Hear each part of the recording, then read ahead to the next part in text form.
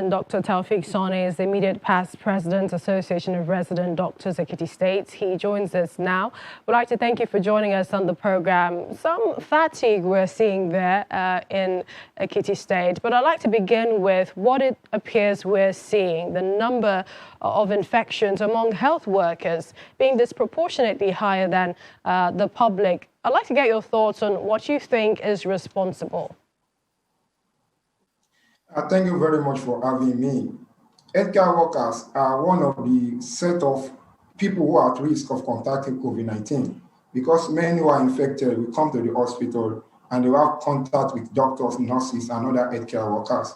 And that makes them to be very, very highly at risk.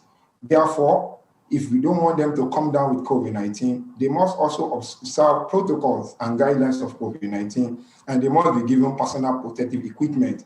Doctors will have no choice than to have contact with their patient through treatment, during examination, during surgeries, and some other procedures. They have no choice. They cannot observe physical distancing at those points in time, though they might need to have contact with their patient. And the only thing that can protect doctors and prevent them from contacting COVID-19 from infected patients is for them to use their personal protective equipment, use of face masks, face shield, and gloves. They use head cover. They need to also even use apron so that the secretion of the infected individuals will not have contact with their bodies. But what we have observed is that most hospitals do not have this personal protective equipment. They are not available. So doctors are forced to manage what they have to treat this patient. And if you decide not to treat patient, you can be sued for negligence of duty. So you are in between neglecting your work and also having safety while you do your work. And that's why we've always canvassed that government should provide personal protective equipment. Let them be available. Let us use them per patient.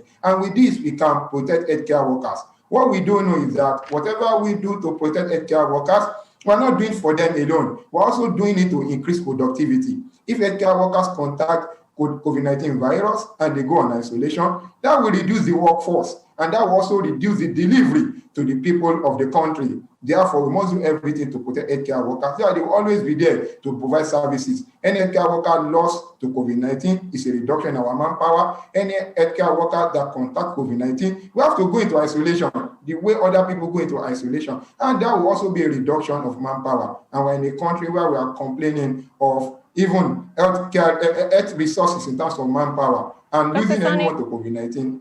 Yes, sir. Let's look at the numbers coming in from Ekiti State. I mean, it doesn't appear that they have a lot of confirmed cases as the majority of the states. In fact, in terms of the tally, I think you can find Ekiti State at the bottom 10 also in terms of the numbers. What would you say the state is doing differently?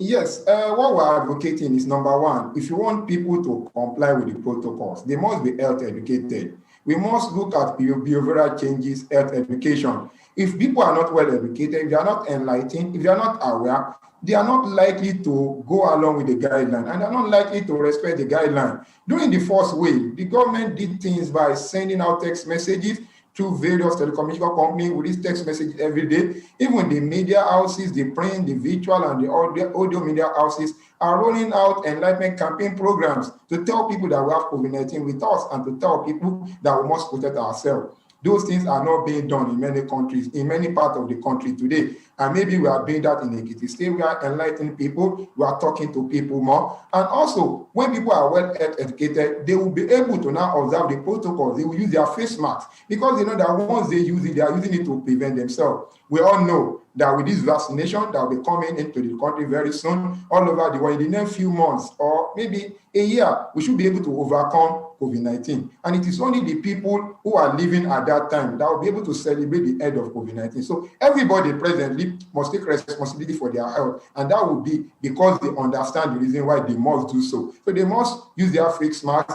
We are preaching physical distancing all around now. We are saying everybody should wash their hands regularly and use hand sanitizers. And also, mass screening is being done. When mass screening is done, the people who are infected will be identified easily. They'll be isolated. That will also reduce the risk of infecting other people in the population. Right. I think if we do all this, we should be able to overcome COVID-19 infection. We appreciate your time. Dr. Taufik Sani is immediate past president, Association of Resident Doctors, Ekiti State. Thank you for joining us. Thank you very much for having me.